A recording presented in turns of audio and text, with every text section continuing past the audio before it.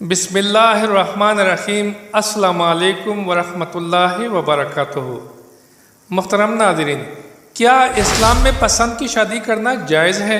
سب سے بڑا رشتہ خامند اور بیوی ہے کہ والدین کے لیے چند آیات، بہن بھائیوں کے لیے چند آیات، باقی رشتوں کے لیے چند آیات، اور خامند بیوی کے لیے سینکڑوں آیات ہیں، سینکڑوں۔ کہ لباس آدمی اپنی پسند کا خریدتا ہے۔ جی ہاں، اسلام میں پسند کی شادی کرنا جائز ہے، کیونکہ شریعت میں رشتہ پسند کرنے اور ناپسند کرنے کا اختیار مرد اور عورت دونوں کو دیا گیا ہے۔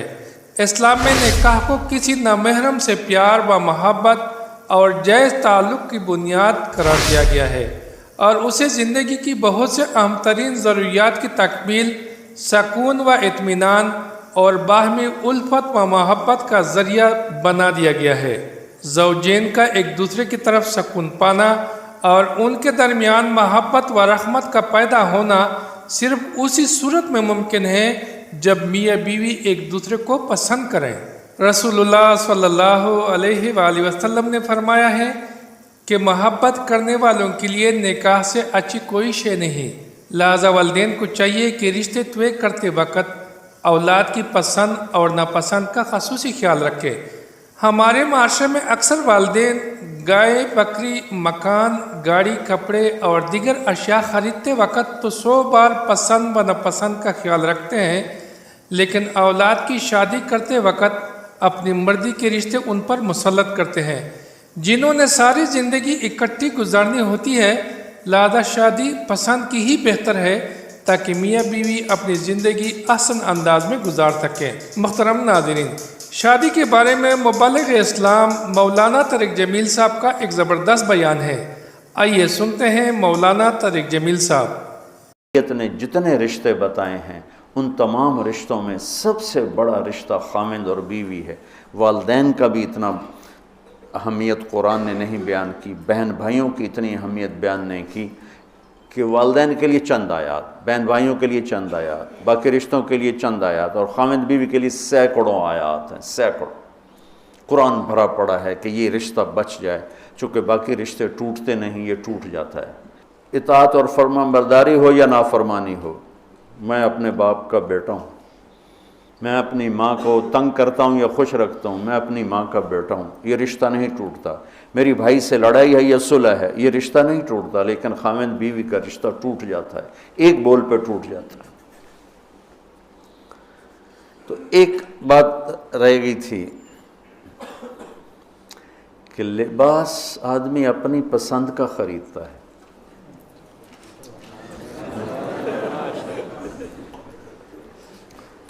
جب چھوٹا بچہ ہوتا ہے پھر تو ماں باپ پہناتے ہیں، جب وہ ہوش میں آ جاتا ہے تو وہ لباس اپنی پسند کا لیتا ہے، ماں کی پسند کا نہیں لیتا، باپ کی پسند کا نہیں لیتا ہے۔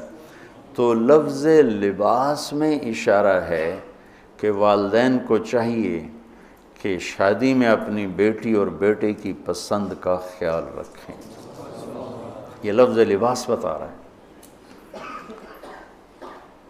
کہ جب ہم چھوٹے تھے ہمیں ماں باپ جو پہناتے تھے ہم پہن لیتے تھے، جب سے ہم نے شعور میں قدم رکھا ہے تو اب ہم اپنا لباس خود ہی خریدتے ہیں، چاہے وہ نیلا ہو، پیلا ہو، کالا ہو، سفید ہو۔ مجھے سفید پسند ہے، زندگی گزر گئی سفید کرتے شلوار میں۔ تو لباس میں اس بات کی طرف اشارہ ہے کہ لڑکے لڑکی کی پسند اور ناپسند کو دیکھا جائے۔ ہمارے معاشرے میں بیٹیوں سے تو پوچھتا ہی کوئی نہیں، اور بیٹوں پر بھی مسلط کرتے ہیں، ایتھے ہی کرنی ہے، بس ہمارا فیصلہ ہے۔ والدین سے کہتا ہوں اللہ کے واسطے، یہ اللہ نے شریعت نے حق رکھا ہے بچے کا، میں نے قبول کیا، لڑکا کہتا ہے، باپ تو نہیں کہتا ہے۔ تو جس نے کہنا ہے میں نے قبول کیا تو وہ قبول تو کرے۔ ایک صحابی نے آ کے عرض کی یا رسول اللہ میں نے وہ نکاح کا پیغام دیا ہے، تو آپ نے فرمایا تو نے وہ لڑکی کو دیکھا ہے؟ کہا جی نہیں۔ آپ نے کہا دیکھ لو، کہ تم نے زندگی گزارنی ہے، دیکھ لو۔ اتنی گنجائش رکھی ہے کہ لڑکا لڑکی بیٹھیں، آپس میں بیٹھیں، ایک دوسرے کو دیکھ لیں، بات چیت کر لیں، تو انہوں نے زندگی گزارنی ہے۔ تو ہمارا ماحول ہے کہ یہ بھی ہندو سے آیا ہوا معاشرہ ہے کہ وہ ذات پات میں پھنسے ہوئے تھے، بس ہم نے راجپوتوں میں کرنا اور کہیں نہیں کرنا، ہم نے جاٹوں میں کرنا اور کہیں نہیں کرنا، ہم نے ارائیوں میں کرنا اور کہیں نہیں کرنا، ہم یہ ہیں، ہم اس کے علاوہ اور کہیں نہیں کرتے۔ یہ پورے ہمارے ماحول میں ایک چیز رچی ہوئی ہے۔ کتنے بچے میرے پاس آتے ہیں، بچیوں کے فون آتے ہیں، ماں باپ زبردستی شادی کر رہے ہیں، میرا دل نہیں کر رہا لیکن وہ زبردستی کر رہے ہیں۔ تو اگر زبردستی کریں تو پھر مان جاؤ، قربانی دے دو، پھر بغاوت نہ کرو، قربانی دے دو۔ چونکہ ایک اس کے ضد میں انتہا کی بات ہو رہی، وہ ہے کورٹ میرج، کہ بعض بچے بچیاں اتنے باغی ہو جاتے ہیں کہ وہ عدالت میں جا کے اپنا نکاح کر لیتے ہیں۔ میں اس کو ٹھیک نہیں سمجھتا کہ ماں باپ کی دعائیں ہمیشہ کے لیے ختم ہو جائیں گی۔ ماں باپ زیادتی کرنے پر آ گئے ہیں، مان جاؤ، مان جاؤ، اور اللہ سے مانگو، اللہ پاک اس میں آپ کے لیے بہتری کی شکلیں بتائے گا۔ اس کیمرے کے ذریعے سے لوگ جو سن رہے ہیں، سارا ملک تو نہیں سن رہا ہے لیکن جو سن رہے ہیں، یہ شادی بچے کا معاملہ ہے، بچی کا معاملہ، اللہ کے واسطے پوچھا کرو، پوچھے بغیر کرنا زیادتی ہے۔ میرے نبی کی حدیث سناتا ہوں، ما تزوجت وما زوجت الا بوحی من السماء نزل به جبریل۔ میں نے شادی کی یا بیٹی کی شادی کی، پہلے آسمان سے وحی آئی، جبریل آئے، پیغام لائے، حکم لائے، پھر میں نے یہ کام کیا۔ ٹھیک؟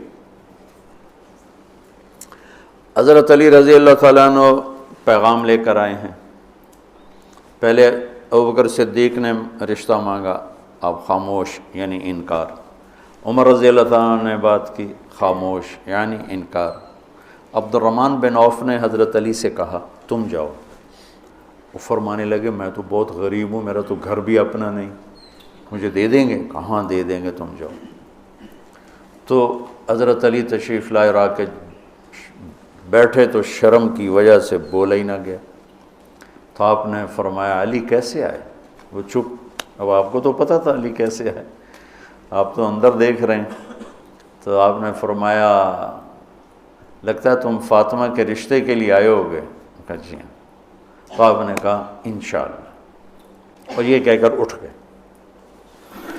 تو حضرت علی باہر تشریف لے کے، صحابہ کھڑے ہوئے تھے انتظار میں، کیا ہوا؟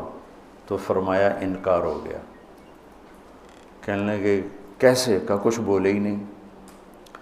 تو عبد الرحمن بن عوف کہنے لگے کچھ تو بولے ہوں گے؟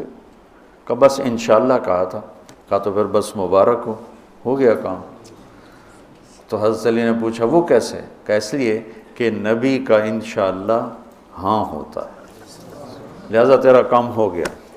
اچھا اب بچوں، میرے بچوں سنو، جبریل آ چکے ہیں کہ اللہ فرما رہے ہیں کہ یہ رشتہ یوں ہونا ہے، وہیں ہاں کر دیتے۔ اللہ کے امر کے بعد تو کوئی گنجائش ہی نہیں، وہیں ہاں کر دیتے۔ یہاں کیوں نہیں کی؟ گھر گئے، بیٹی فاطمہ علی کا رشتہ آیا ہے، ہاں کر دو۔ سبحان اللہ، سبحان اللہ، کمال ہو گیا۔ فاطمہ کا رشتہ آیا ہے، علی کا رشتہ آیا ہے، ہاں کر دوں۔ آپ کا کیا خیال ہے حضرت فاطمہ نے انکار کرنا تھا؟ جنت کی سردار، نبی کے جگر کا ٹکڑا، وہ انکار کرتے ہیں؟ یہ تو آج کی بچے ہماری بیچاری چپ کر کے بیٹھ جاتی ہے، اچھا جی میں تھوڑی مرضی۔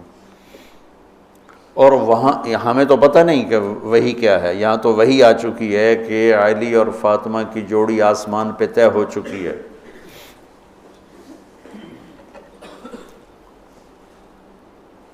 حضرت فاطمہ رضی اللہ تعالیٰ عنہ کے اقرار کے بعد آپ باہر تشریف لائے۔ وہیں اقرار کیوں نہیں کیا؟ ہمیں سبق دینا تھا کہ آسمان سے وحی بھی آئی ہو تو بھی بیٹی سے پوچھو۔ سبحان اللہ، سبحان سبحان اللہ۔ آپ نے کہا علی بلاؤ لوگوں کو، تو وہ اسی وقت مسجد بھر گئی ساری، تو آپ نے سامنے بٹھایا اور خود ممبر پہ کھڑے ہوئے اور فرمایا کہ لوگوں، میرے پاس جبریل یہ پیغام لے کر آئے ہیں کہ میں اپنی بیٹی فاطمہ کا نکاح علی کے ساتھ کر دوں۔ پھر آپ نے خطبہ پڑھ کے فرمایا کہ علی، میں نے 400 درہم کے عوض فاطمہ بنت محمد کو تیرے نکاح میں دیا، تو نے قبول کیا؟ تو انہوں نے کہا قبل، تو میں نے قبول کیا، اور سجدے میں چلے گئے اور زور سے دعا مانگی، رب اوزعنی ان اشکر نعمتک التی انعمت علی وعلی والدی وان اعمل صالحا ترضاہ واصلح لی فی ذریتی انی تبت الیک وانی من المسلمین۔ یہ دعا مانگی اور اللہ کے نبی نے کہا آمین، آپ نے زور سے اوپر سے کہا آمین۔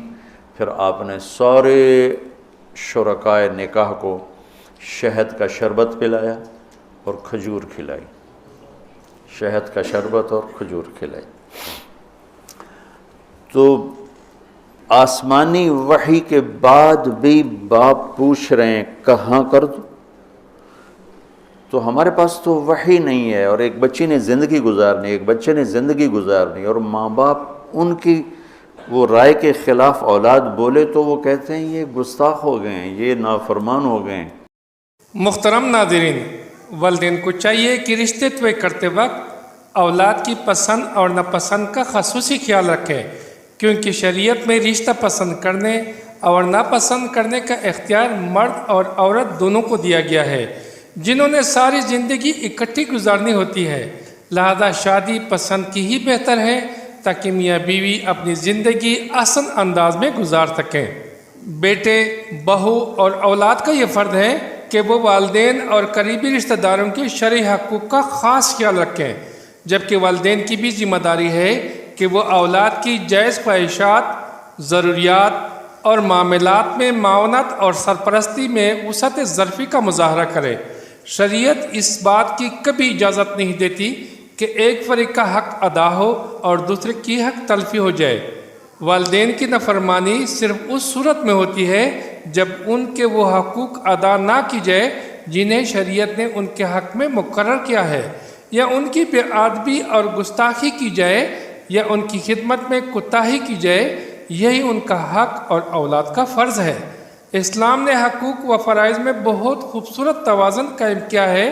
ایسا کبھی نہیں ہوتا کہ ایک کے حق کی ادائیگی میں دوسرے کا حق تلفی ہو جائے۔